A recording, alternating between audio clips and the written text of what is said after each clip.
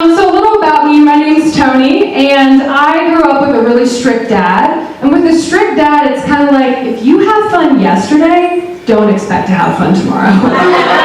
That's not how this works. Like, one time I had fun once and I was grounded. I don't even know what for. My dad was really strict growing up, but I was allowed to do so many weird things. Like, I had so many weird pets growing up. Like, one time I had a pet clam. Yep, pet clam, that's right. Dad fished it out of the river. He put it in a fish tank, just a single clam in a fish tank under a bright fluorescent light in the kitchen. A single clam. And it's having a pet clam is exactly what you think it was like. It was very boring. Like, I would just go in the kitchen and I would just wait for it to do anything. Sometimes it would come out of its shell a little bit, which, looking back, I think maybe my dad thought I would learn how to come out of my shell a little bit. But it's better to stay in there, trust me. You don't want to be too shellfish.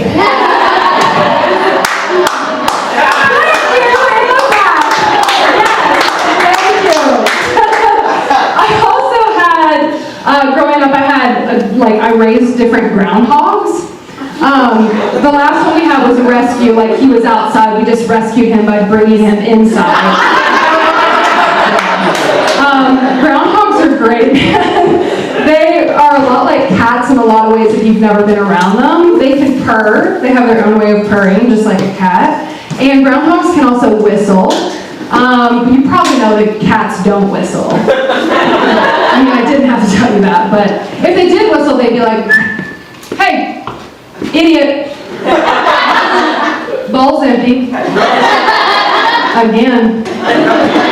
This house is a fucking prison. Groundhogs are so destructive. I mean, like, inviting a groundhog into your home is like inviting a beaver into your log cabin. Like, it's gonna tear it down. Another thing about me, I am happily married. Finally got out of the dating game. I just imagine though, if I was still in the dating game and I had all these weird pets like I had when I was a kid, it'd make things pretty interesting. Like, if I was still on Tinder and I swiped right on a match, and I'm like, okay, this could go well. And maybe I invite him over after a great night out, and he comes into my kitchen, and he's like, "What's that bright fluorescent light over there in the corner?" And I'm like, "Oh, yeah, well, it seems like things are going pretty good, so maybe if you're lucky, you could take a look at my clam." If you're really lucky, maybe you'll see how my groundhog purrs. Some other things about me, I really don't like shopping. Shopping is really hard, man. I like going thrifting, but I don't like going to department stores. Like, for guys, it's so easy to go shopping. They'll be like, "Hey man, I opened up my drawer. I need new white t-shirts. I'm gonna go down to the Gap and get myself a pack of 10 wardrobe reset for the whole year." And I'm like, okay, I'm gonna go look in my drawer. I need some fundamental pieces.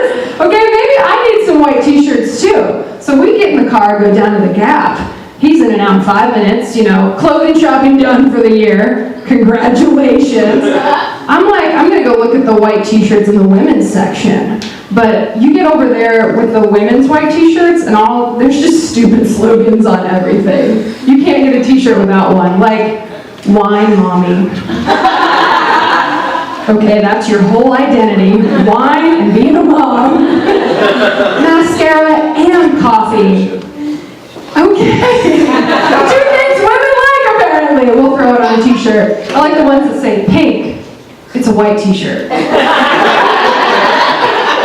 Probably my favorite one that I saw recently was "Sleep. It's where dreams are made." And I thought, they are not wrong. I think I got them all.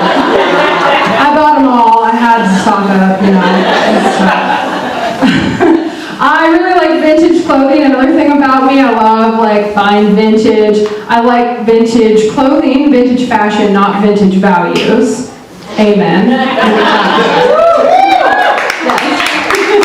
I can't imagine if clothing companies in 2022, if they decided they were going to print outdated vintage values on graphic t-shirts. That probably wouldn't go too well. Like, we'll try housewife.